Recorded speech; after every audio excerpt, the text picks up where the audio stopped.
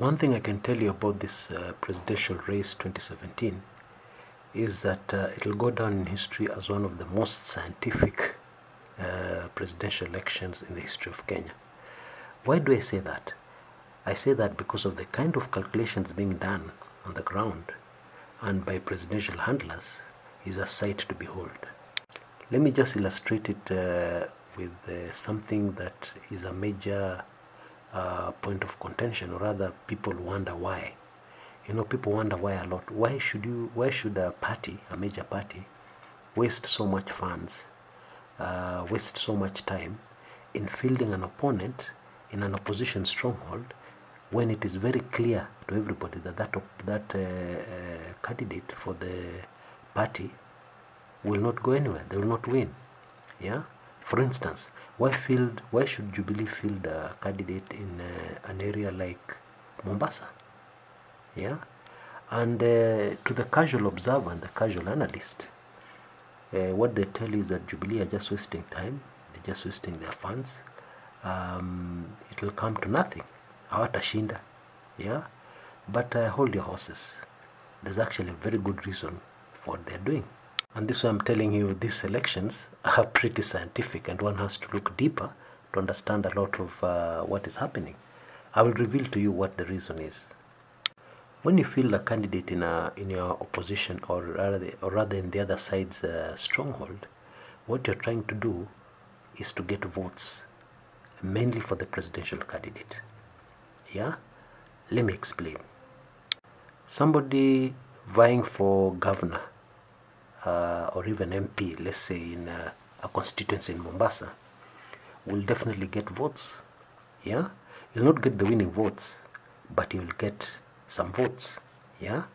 And when he gets those votes, definitely when people vote for them, most of his supporters will vote for that candidate's preferred presidential candidate. Yeah? And so it makes sense if you field several of these candidates all over the country, MP, governor here, in strongholds of the opposition, you're going to collect votes. And these votes will add up. And if your campaign is as well financed as the Jubilee one, definitely this is money well spent.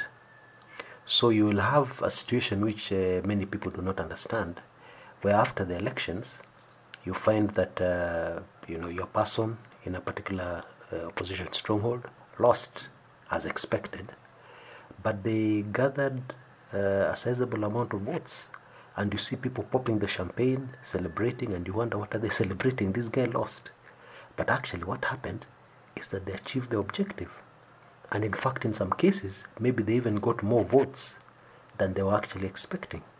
It was a job well done, and all those votes go to the basket, or towards the basket of the presidential candidate. It's as simple as that. Now in my club 1999, I reveal yet another good reason why this is done. It's a bit sensitive, so I cannot share it here. But members of Club 1999 will be able to see it in my notes for this particular video. And it's actually quite shocking and quite worrying. Yeah? But for the rest of us, at least now you know. You will not ignore completely opposition, for example, NASA fielding a candidate in a Jubilee stronghold. You will not ignore that completely and say, oh, wasting time. You will look carefully at that particular candidate. And even more important, you look at the number of votes that they end up gathering in the end. Yeah, number of votes they actually got themselves, and number of votes their preferred presidential candidate got in their particular area. All this is important, and all this adds up. It's all scientific calculations. Now, maybe before I go, I should mention a good example, some inside information I've been receiving from the Jubilee side. There's actually been a puzzle as to why Jubilee are fielding a candidate for governor in Machakos, when we know very well that incumbent Governor Mutua, Alfred Mutua, is supporting Uhuru Kenyatta for re-election. So why field another candidate and give Mutua a hard time? Of course, now you can guess the answer.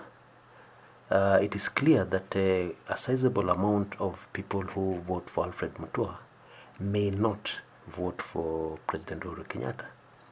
But if you have a Jubilee candidate and he gathers the votes of, people towards Jubilee, those same people in the area will also vote, are more likely, much more likely to vote for the president. And this is what's happening. And my latest information is that the insiders in Jubilee are very happy with their progress in Ukambani.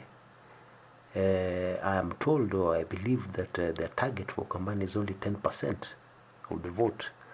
But according to the analysts, they seem to think that they will be able to get even more than 20%. Yeah, of course, part of the reason is because of the current problems NASA have within Ukambani, doubts actually, where there's a lot of mumbling and grumbling amongst the voting public, which they want to take full advantage of.